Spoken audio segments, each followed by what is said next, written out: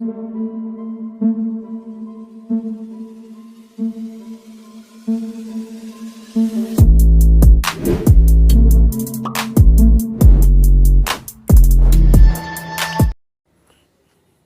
दोस्तों, scary story official में आप सबका स्वागत है। आज की कहानी की तरफ बढ़ने से पहले चैनल को सब्सक्राइब कर लीजिए और अगर कहानी अच्छी लगती है तो प्लीज़ लाइक एंड कमेंट करना मत भूलिएगा। तो देर नहीं करेंगे, आज की कहानी की तरफ बढ़ेंगे। कहानी बहुत ही ज़्यादा डरावनी होने वाली है, तो ध्यान से सुनिएगा, अपना हेडफोन लगा लीजिएगा और अगर कहानी पसंद आती है तो अपने कमेंट बॉक्स से मुझे ज़रूर एक कमेंट करिएगा, क्योंकि कमेंट का इंतज़ार रहता है कि आप लोगों को कहानी कैसी लग रही है। तो कहानी की तरफ बढ़ते हैं। कहानी है मिथिलेश और संजय की। ये दोनों भाई बहन हैं और घर में रहते हैं, पढ़ाई कर रहे हैं। अभी 12th क्लास में संजय है और मिथिलेश कॉलेज गई है, अभी फर्स्ट ईयर है उसका और दोनों पढ़ाई में बहुत अच्छे हैं।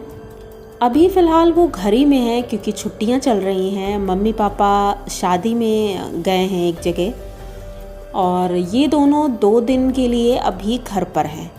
तो ये दोनों सोचते हैं कि ऐसा करते हैं, अपने दोस्तों को बुलाते हैं, घर में एंजॉय करेंगे, पार्टी करेंगे, क्योंकि छुट्टियां भी चल रही हैं। तो दोनों डिसाइड करते हैं और अपने अपने दोस्तों को फ़ोन करते हैं।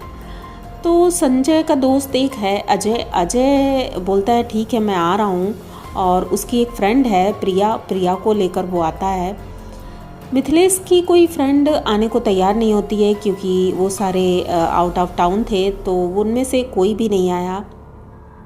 अब ये 4 लोग हो गए थे और इन्होंने सोचा कि चलो अच्छा है, हम ही 4 लोग रहेंगे, खाने का इंतज़ाम करते हैं, ऑनलाइन ऑर्डर कर देते हैं खाना और बस म्यूज़िक सिस्टम ऑन करते हैं, पार्टी स्टार्ट। वो दोनों भी आ जाते हैं, खूब इंजॉय करते हैं। डांस करते करते रात का लगभग 11:30 बज चुका था। तो अजय बोलता है कि अब मैं चलता हूँ क्योंकि रात हो गई है और प्रिया को भी उसके घर छोड़ना है। तो संजय बोलता है कि ठीक है, अच्छा तुम लोग जाना चाहो तो जाओ, क्योंकि मैं रोकूंगा भी नहीं, क्योंकि प्रिया का घर दूर है और उसे घर छोड़ना बहुत ज़रूरी है। तो अजय इन लोगों के घर से निकलता है और प्रिया को लेकर उसके घर छोड़ने चला जाता है।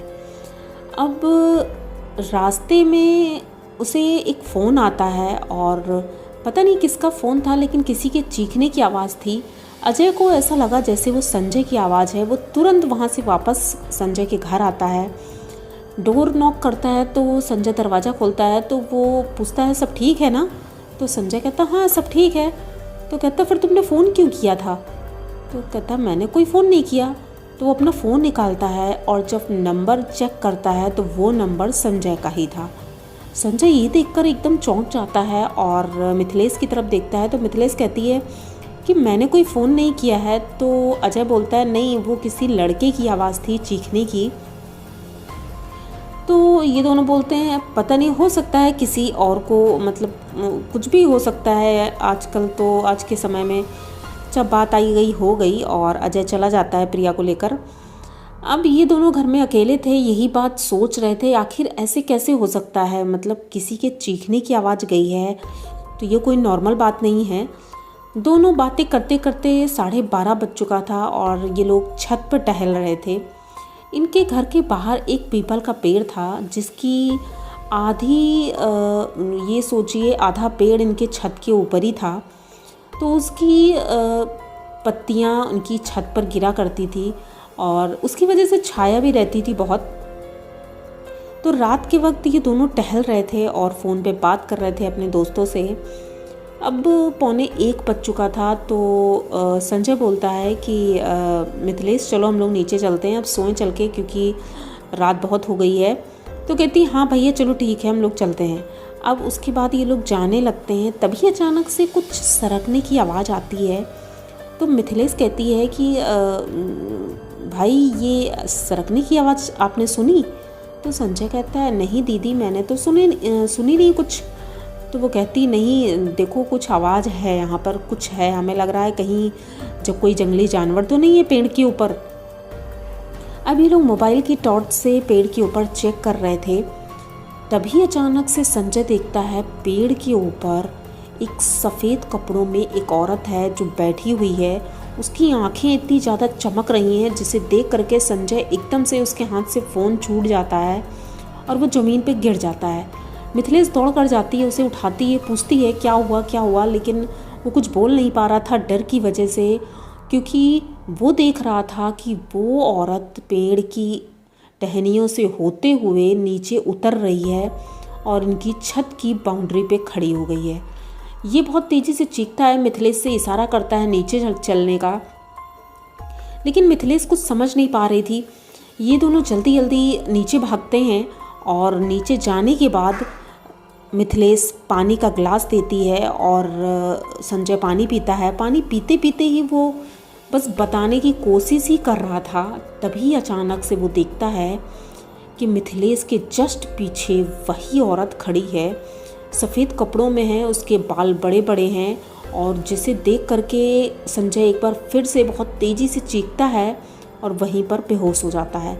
मिथिलेश उसे उठाने की कोशिश करती है, पानी डालती है। काफ़ी देर बाद संजय को होश आता है। जब उससे पूछती है तो वो दोबारा से फिर वही बात बताता है। अब उसका जैसे लग रहा था दिमागी संतुलन ही खराब हो गया है।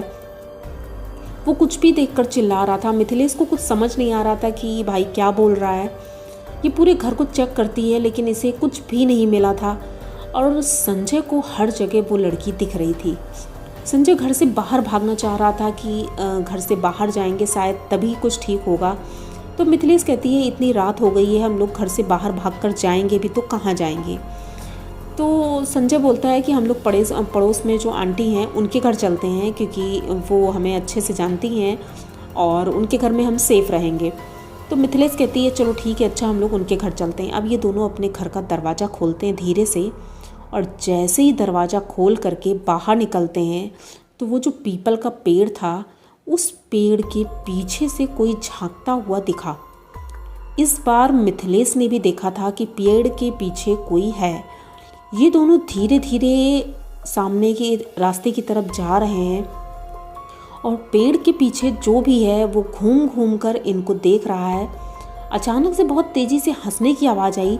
अब मिथिलेश और संजय इतनी तेज़ी से भागे थे और भाग करके सीधे पड़ोस वाली आंटी के घर जाते हैं। आंटी से बताते हैं तो आंटी कहती हैं कि बेटा ऐसा कुछ नहीं है, तुम लोग डर गए हो फालतू में, ऐसा कुछ भी नहीं होता है।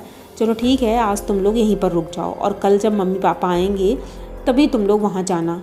अब दूसरा दिन होता है, ये लोग आज तो वहीं सो गए थे, दूसरे दिन सुबह ही इनके मम्मी पापा आ गए थे क्योंकि मिथिलेश ने फ़ोन करके सारी बात बता दी थी।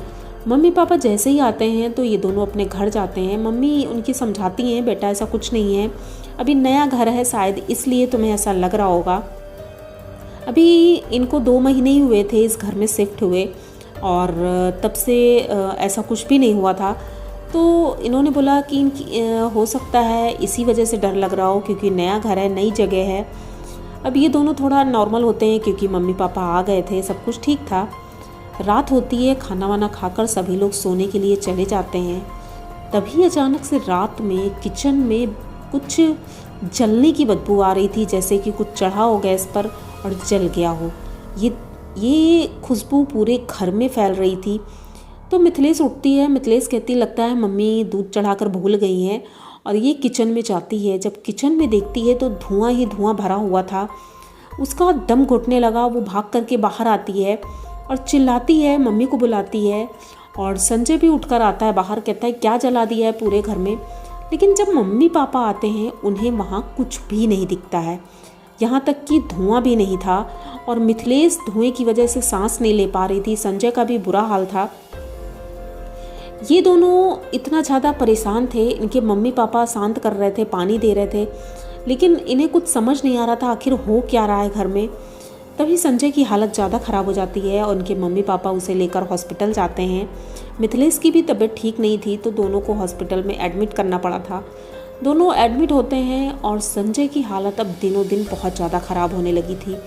उसे रात में अक्सर वही लड़की दिखाई पड़ती थी जो उसके घर में थी। वो इस कदर परेशान रहने लगा था कि चीखने लगता था, अचानक से चिल्लाने लगता था। सबने सोचा ये पागल हो गया है, इसका दिमागी संतुलन ख़राब है। डॉक्टर ने बोला कि इसे मेंटल हॉस्पिटल भेजना होगा। तो ये लोग अपने घर ले आते हैं और बोलते हैं कि ठीक है, हम घर में इसे देखभाल कर लेंगे इसकी। एक रात सभी सो रहे थे और अचानक से संजय उठता है और वो छत की ओर जा रहा था। मिथिलेश उसके पीछे पीछे जाने लगती है। उसे महसूस हो गया था कि भाई छत की तरफ जा रहा है। वो धीरे धीरे जा रही थी। अचानक से किसी के रोने की आवाज़ आई तो उसे लगा शायद मम्मी रो रही हैं, तो वो मम्मी के रूम की तरफ चली गई थी। अब वो एकदम से भूल गई कि संजय ऊपर छत की तरफ गया है। जब इसे ध्यान आता है तो ये दौड़ करके छत की तरफ जाती है और जैसे ही छत पे पहुंची तो उसने देखा कि संजय छत की बाउंड्री पर खड़े होकर के कूद गया नीचे। ये देख करके मिथिलेश एकदम से चीखती है बहुत तेज़ी से। तो उनके मम्मी पापा दौड़ कर आते हैं और जब देखते हैं तो उन्हें भी विश्वास नहीं हो रहा था ये क्या हुआ है।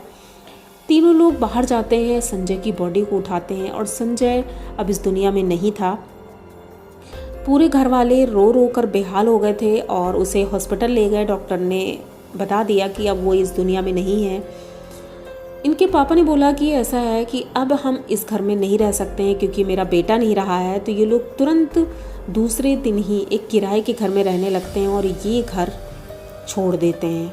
अभी भी तक ये घर बिका नहीं है क्योंकि लोगों को पता है और इस वजह से ये घर कोई ख़रीदने को तैयार नहीं है, जबकि बहुत कम रेट में ये बेचने को भी तैयार हैं क्योंकि इतना पैसा नहीं था कि दूसरा नया घर ले लें। तो अब ये लोग किराए के घर में रहते हैं, लेकिन ये हादसा ये लोग ज़िंदगी भर नहीं भूल सकते हैं जो इनके साथ हुआ है। बहुत ही डरावना था। तो आप लोगों को इनकी ये कहानी कैसी लगी? अगर अच्छी लगी हो तो प्लीज़ चैनल को सब्सक्राइब करिए, लाइक कमेंट करिए, शेयर करिए और बने रहिए हमारे साथ। मिलते हैं फिर किसी नई कहानी में, तब तक के लिए डरते रहिए।